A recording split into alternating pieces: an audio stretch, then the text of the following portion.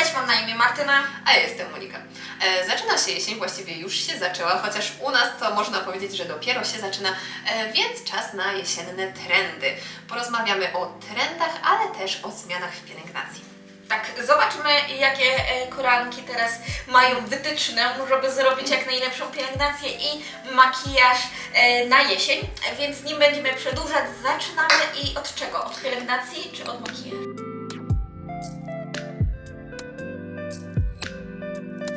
Zaczynamy od najważniejszego. Makijażu. Jak to jest? Zaczynamy od Cloud Skin. A właśnie. Cloud Skin, nowego trendu, o którym jeszcze nie słyszeliście i który jest zupełną nowością w Korei. Tak, jest to coś takiego bardzo nietypowego, jak ja to usłyszałam, no to tak, o co tu chodzi? Bo to Tak. nie jest takie, nie mówi za wiele. Tak, nie mówi za wiele. No jak myślicie sobie chmura, no to skóra jak chmura, skóra jak chmurka.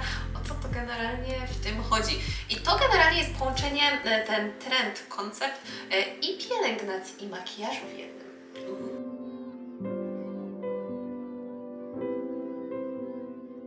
Więc oczywiście, jak zawsze zaczniemy od pielęgnacji. Dobrze. O co chodzi? W ogóle jak, może najpierw powiem, jak ma wyglądać taka... Jak interpretujemy? To jest trochę bardzo zabawne. Tak, bo chodzi o to, że to nie jest skóra, która ma być matowa, ale to też nie jest skóra, która... No zawsze było takie rozróżnienie pomiędzy matem I i glow. I tak glass skin, glow, a chmura, cloud skin, to jest takie pewnego rodzaju połączenie, można by powiedzieć. Pomiędzy, coś pomiędzy. Coś pomiędzy, bo tak, bardzo poetycznie teraz będzie, poetycko. Tak, śmiało. Tak, jak widzimy chmurę z daleka, prawda, to wygląda na bardzo mięciutką, leciutką, taką białą, puszystą, ale kiedy przyjrzymy się bliżej, to wewnątrz widać drobinki takie, tych kropelki. Tak. I ona się tak leciutko błyszczy, prawda, bo jest tam woda. Ale co to jest właśnie? Tu chodzi o to, o te warstwy. Macie taką warstwę lekko matową, nie matową, Tak. taką wypudrowaną, tylko taką lekką matową warstwę, a w środku jest ta wilgoć, ta pielęgnacja Tak. wyklepana i ukochana Tak. przez nas, żeby ona była widoczna. Dokładnie.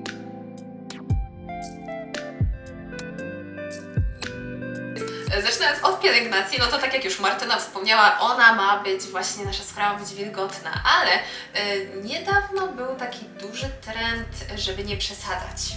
A tutaj wracamy do takiej przesady, bo jeżeli myślicie, że to jest za dużo i błyszczycie się okropnie, to właśnie to jest ten moment, kiedy jest w sam raz. Tak, tak. Brzmi to śmiesznie, ale faktycznie jest takie duży nacisk właśnie na to nawilżenie, tylko wiecie, jak tam zaczniecie nakładać jakieś kremy, nie wiadomo co, wszystko takie grube, serum konkretne, no to się wszystko zaczyna rolować, więc tutaj bardzo istotne jest, żeby znaleźć nawilżające serum, które będzie bardzo, bardzo dobrze nawilżać naszą twarz, ale którego możemy nałożyć parę warstw i nie będą się rolować. Tak, żeby łączyć te składniki w taki sposób, żeby to dawało ten taki wygląd takiej mokrej skóry, takiej tak mocno nawilżonej, ale też żeby w międzyczasie nie przesadzić i po prostu nie naładować tego za dużo, żeby później ten makijaż po prostu się nam nie trzymał, a spłynął razem z tą ilością produktów, które się nam do końca nie wchłonęły. Dokładnie. Jeżeli idzie o makijaż, to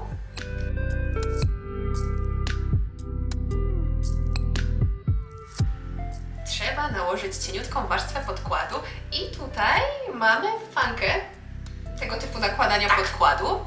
Jak trzeba nałożyć podkład? Nakładamy to pędzlem. Myślę, że pędzel jest idealnym takim narzędziem, które Tak. pomoże nam nałożyć taką dobrą warstwę tego podkładu. Oczywiście Trzeba wspomnieć, jakim pędzlem. pędzlem bardzo cienkim, on jest lekko twardy. Tak.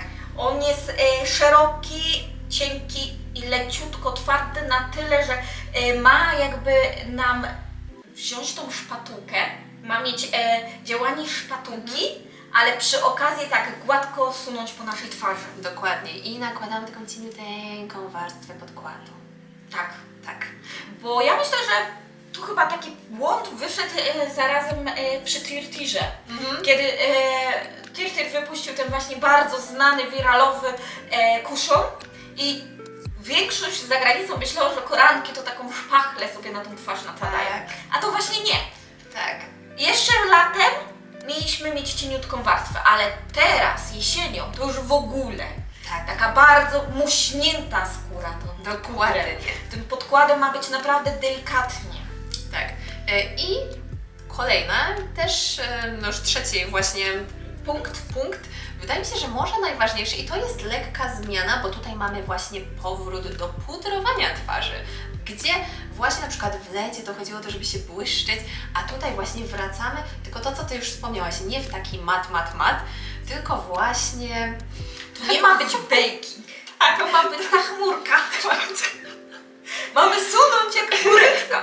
Więc tak samo jak sunie chmureczka, tak samo suniemy tym pędzlem po naszej twarzy. Jakie toż to poetyckie wyszło też. Bierzemy tego pudru sobie na ten pędzelek, odklepujemy, wciskamy do środka te takie drobinki i potem tak delikatnie suniemy po tej naszej twarzy. Jesteśmy chmurką. Dobrze, popłynęłyśmy trochę. Tak. Jak chmurka. Tak. Tak. Więc tutaj mam wrażenie, że już wyjaśniłyśmy Wam, o co chodzi w tym trendzie. Więc jeżeli chcecie być bardzo trendy na jesień, to polecamy tak wykonywać Wasz base make-up. Ja jeszcze nie próbowałam, przyjdzie na to czas. Ja myślę, że może zrobimy jakiś taki fajny jesienny makijaż. Pewnie halloweenowego makijażu u nas nie będzie, bo Pewnie nie. niestety tymi kosmetykami może wyjść ciężko, ale pewnie jakiś jesienny może połączenie czegoś. I tam na pewno pojawi się klauski. Jest. Pokażemy jak zrobić takie idealne chmurkowy makijaż. Aż nie mogę się tego doczekać, po prostu nie mogę się do tego doczekać.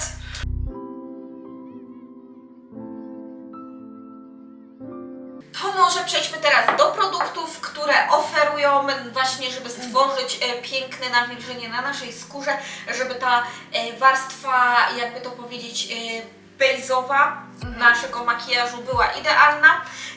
To jakie produkty, ale jeżeli chodzi o makijaż, nie w tym odcinku, przy okazji makijażu jesiennego będziemy Wam pokazywać, jakie trendowe produkty są do makijażu. A teraz przejdźmy do pielęgnacji. Tak, Co takie?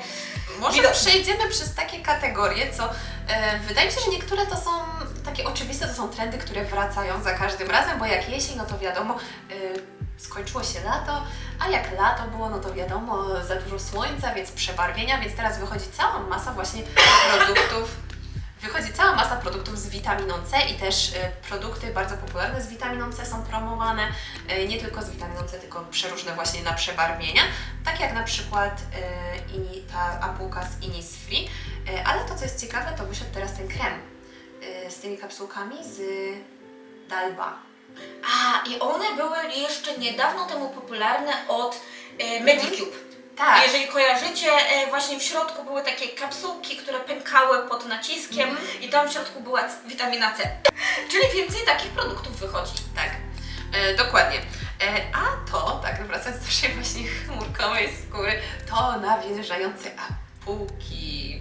Tak, które ostatnio bardzo mocno wchodzą i jakby każda firma stara się wypuścić swoją bardzo mocno nawilżającą serię. I to można zauważyć właśnie w internecie, ale także na półkach w Oliwiach, że one są bardzo mocno promowane, te produkty. Tak, i właśnie nawet tak jak ten Boch BioHeal, ulubiona firma Martyny, bardzo długo nie miała takiej basicowej, nawilżającej ampułki. To ostatnio taka ampułka wyszła i też z innych firm pojawia się ich bardzo dużo i też dobrym przykładem jest tutaj Anua, która wypuściła taką ampułkę, tylko zrobili dodatek tego z PDRN. Więc jest i kwas hialuronowy, i PDRN. Więc brzmi to bardzo obiecująco. Naprawdę brzmi bardzo obiecująco, jak na to, że właśnie nie jesteśmy przekonane co do Anuły niestety. To mnie zachęca ta ampułka, on tak patrzy na mnie.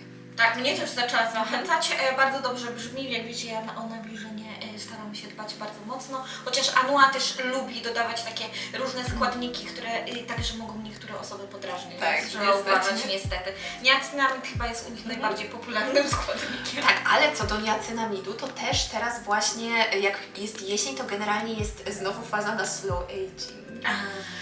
No wiadomo, Koreańczycy clean beauty, slow aging musi być i właśnie bardzo dużo takich ampułek jest promowanych, więc właśnie ta na przykład Anua tam z niacynamidem, ta różowa, właśnie już to Innisfree, to Green Tea Vitamin C Serum, to z witaminą C, no bo to też wiadomo, to się wpisuje w te oba trendy i przebarwienia i też powolniejsze starzenie się. A kolejny typ Czyli produktu- tak, poczekaj, czyli tak naprawdę walka z pozostałością po słońcu, jakby to Dokładnie. powiedzieć. Czyli po prostu Dokładnie. walczymy z tym, co udało nam się troszkę przez słońce zaniedbać na naszej twarzy. Dokładnie. Trzecia taka kategoria, która też widać właśnie taki powrót do niej, co no wiadomo jest chłodniej, wieje wiatr, czyli mleczne tonery. Tak.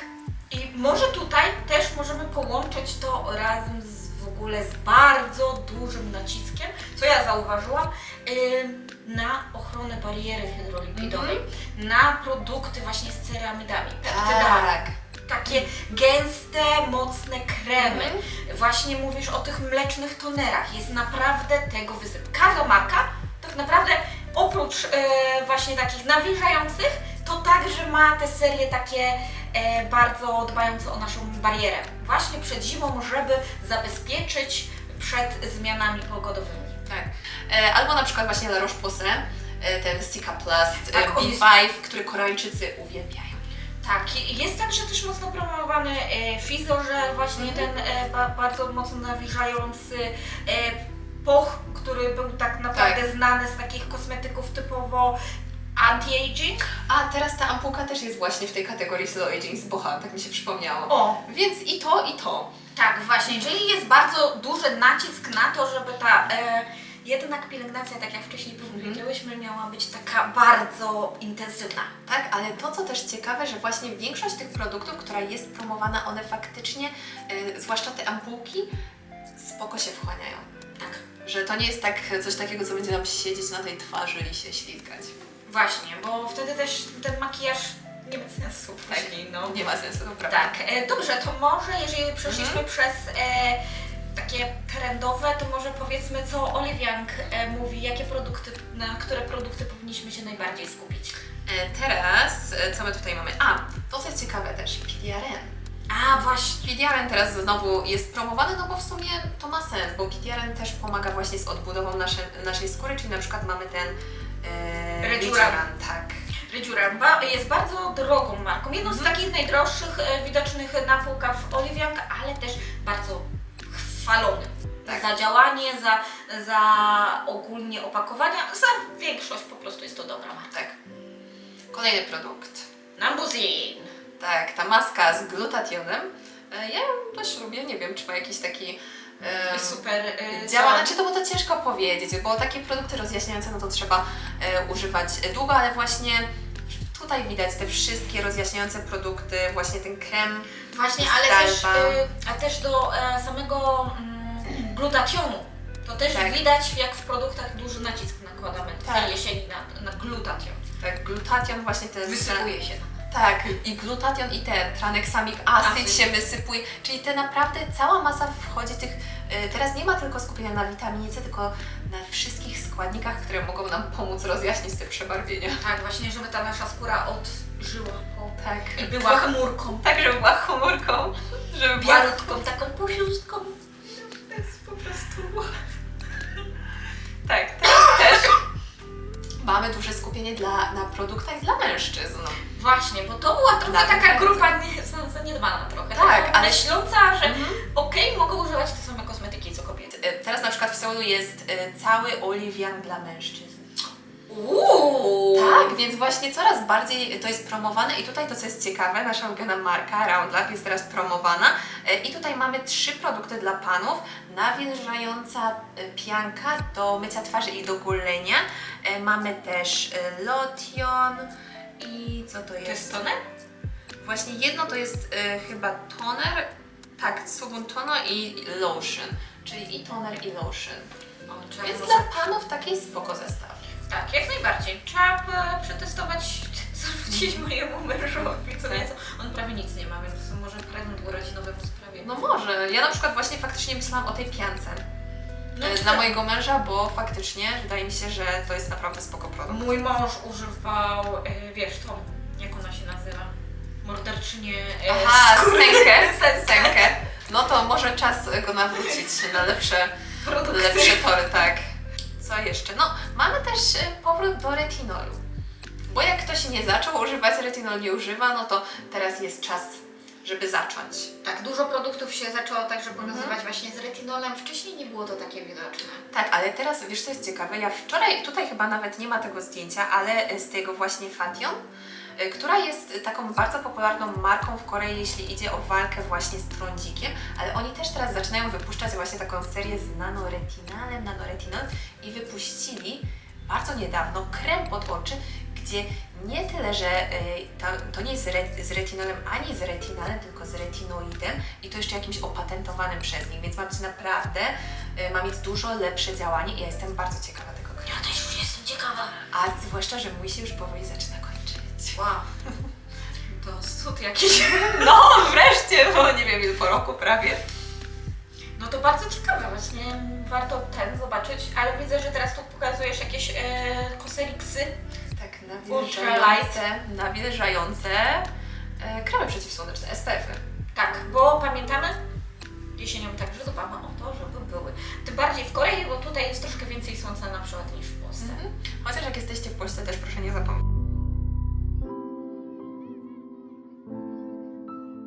Jak jesień, to pora na co? Na wypadające włosy! Właśnie o tym rozmawiałyśmy. Tak, właśnie, że musimy się wybrać do Oliwianki i Tak. zakupić dużą porcję różnych kosmetyków, Tak, których nam i brakuje. przetestować. Ja niestety nie mam żadnego. I z Polski nie mam nic, niedobrze. ani tutaj z Korei nie mam nic, więc a potrzebuję, bo wyciąganie włosów codziennie albo co drugi dzień to już jest lekka przesada, to już lapka się pali, że Ale to jest nie tylko nasz problem, to jest jakiś uniwersalny problem, bo naprawdę Olivia na październik poleca całą masę różnych produktów na wypadające włosy. Ja mam już trochę wypróbowanych, bo no, to jest problem, z którym się zmagam cyklicznie. Martyna też będzie próbować, więc myślę, że o tym zagłębimy się w ten temat w jakimś filmiku po prostu. tak, a wiemy, że były także pytania w tym temacie, więc będą, tak. tylko musimy potestować. Tak, trzeba jeszcze potestować.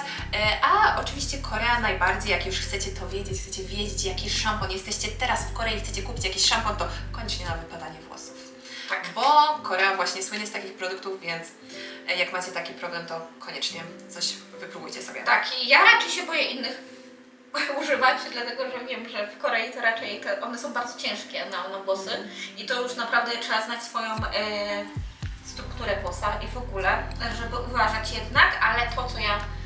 Ty masz inne włosy, ty masz gęstsze, ty masz grubsze włosy, więc będziecie też mieli porównanie, jak to działają te składniki na takie cieniutkie jak moje i na takie pięknie gęste włosy jak... Takie mniej cienkie, ale też cienkie, żeby nie było, żebyście sobie nie myśleli, że ja mam jakieś takie grube włosy.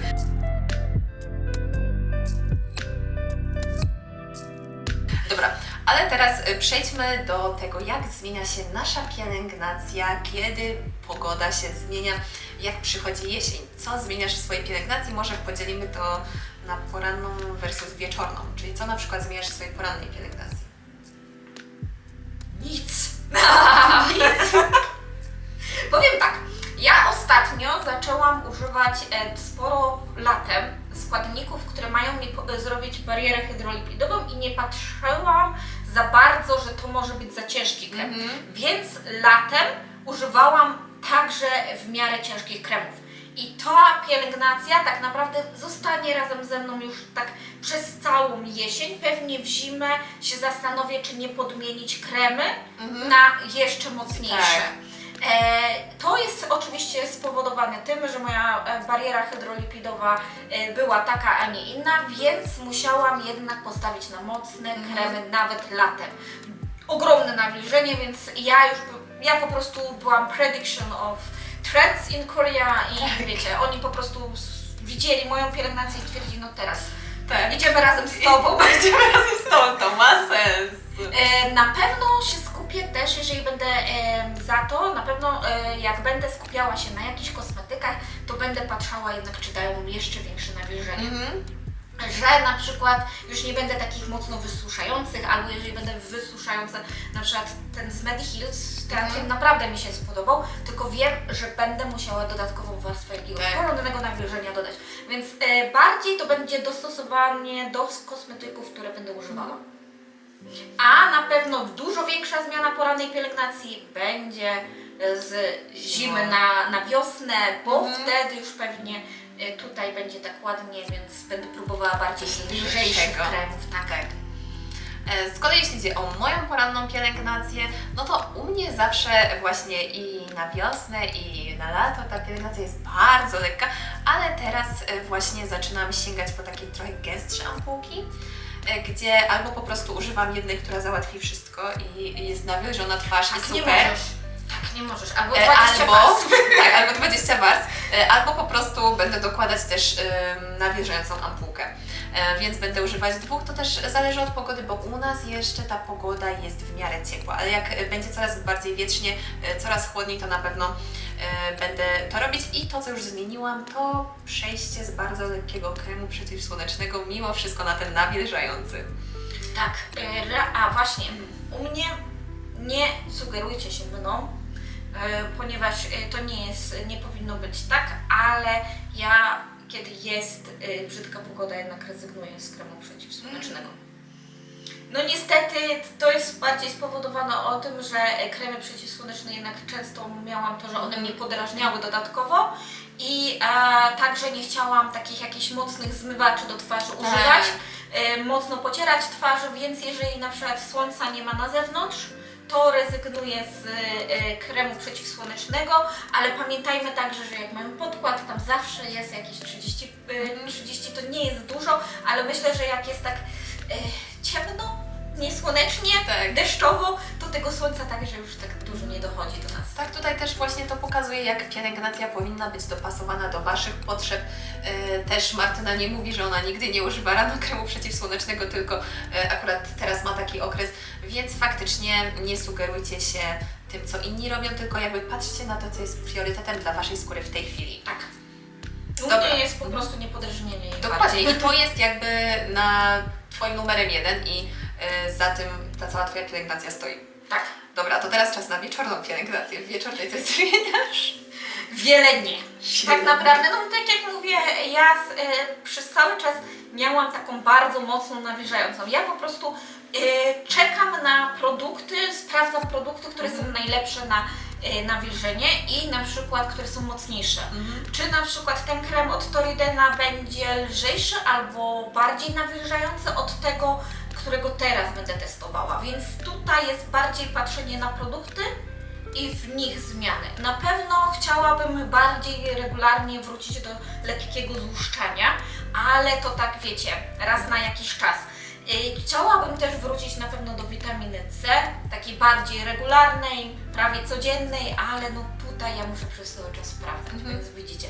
Także walczę z przebarwieniami, ale tu jest ciągłe takie bicie się, czy mogę, czy nie, czy... I to jest priorytet. Tak, właśnie, więc nadal nie sugerujcie się mną. Ja teraz kaszlę. A ja czekam. No, fantastycznie. Jesteśmy jak Synegria. Tak, bardzo. Synergy. Tak, a jak zmienia się pielęgnacja wieczorna tłustej skóry?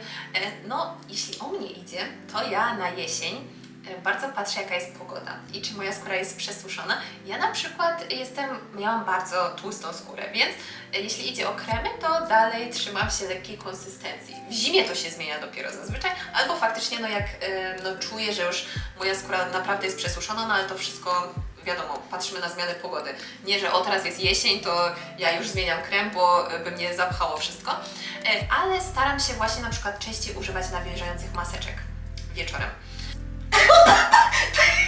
Będzie ładnie. O! Wow! Takie naprawdę.